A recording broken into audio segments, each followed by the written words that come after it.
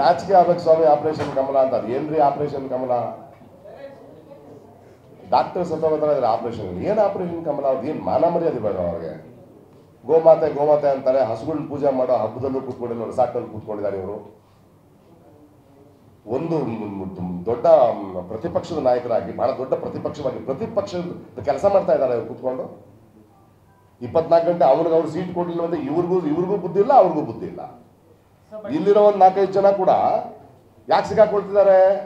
ಇವರು ಏನು ನನಗೆ ಸೀಟ್ ಸಿಕ್ಕಿಲ್ಲ, ನನಗೆ ಕ್ಯಾಬಿನೆಟ್ ಸಿಕ್ಕಿಲ್ಲ. ಅದೇ ಜನರ ಬಗ್ಗೆ ಕೆಲಸ ಮಾಡೋಕೆ ಯಾರಿಗೂ ಯೋಚನೆ ಇಲ್ಲ ಇಲ್ಲಿ, ಯಾರಿಗೂ ಯೋಚನೆ ಇಲ್ಲ. ನಾಚಿಕೆ ಆಗ್ಬೇಕೆಲ್ರಿಗೂ ಇಲ್ಲಿ ಕೂತ್ಕೊಂಡು ಅಲ್ವೇ? ಏನು ಅವರು ಪೊಲಿಟಿಕಲ್ ಸಿಚುವೇಶನ್ ಡೆಲ್ಲಿಲಿ ಕೂತ್ಕೊಂಡು ಅನಲೈಸ್ ಮಾಡ್ತಿದಾರ. ಕಿವಿಗೆ ಹೂವು ಇಟ್ಕೊಂಡಿದೀವ ನಾವಿಲ್ಲಿ? ಹಾಗಾಗಿ ಅದು ಕಥೆ ಹೇಳೋದು ಹೇಳ್ತಾರೆ ಸ್ವಾಮಿ. ನಾವೇನು ಕಿವಿಗೆ ಹೂವು ಇಟ್ಕೊಂಡಿದೀವ ಅಂತೀನಿ ನಾನು, ಕರ್ನಾಟಕದ ಜನತೆ.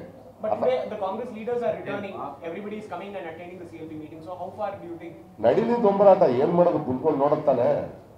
ಈ ದೊಂಬರಾಟಗಳು ಎಲ್ಲಿ ತನಕ ನಡೀತಾ ನೋಡ್ತಾರೆ ನೋಡ್ರಲ್ಲ ಇನ್ನು ಜೀವನದಲ್ಲಿ.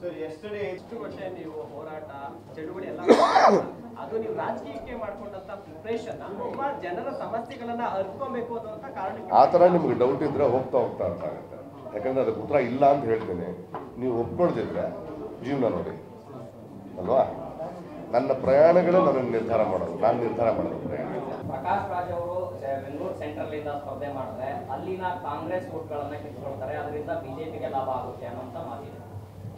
ಹಾಗೆ ಕಾಂಗ್ರೆಸ್ಸಿಗೆ ಅನಿಸಿದ್ರೆ ಇವತ್ತು ಕೋಮುವಾದಿ ಶಕ್ತಿಗಳನ್ನು ನಿಲ್ಲಿಸೋದು ಮಾತ್ರ ನಮ್ಮ ಮುಖ್ಯ ಗುರಿಯಾಗೋದಾದ್ರೆ ಬಂದು ಹೆಲ್ಪ್ ಮಾಡಕ್ಕೆ ಹೇಳಿ, ಬಂದು ಸಪೋರ್ಟ್ ಮಾಡಕ್ಕೆ ಹೇಳಿ, ಸೇರಕ್ಕೆ ಹೇಳಿ, ಅಷ್ಟೇ ತಾನೆ.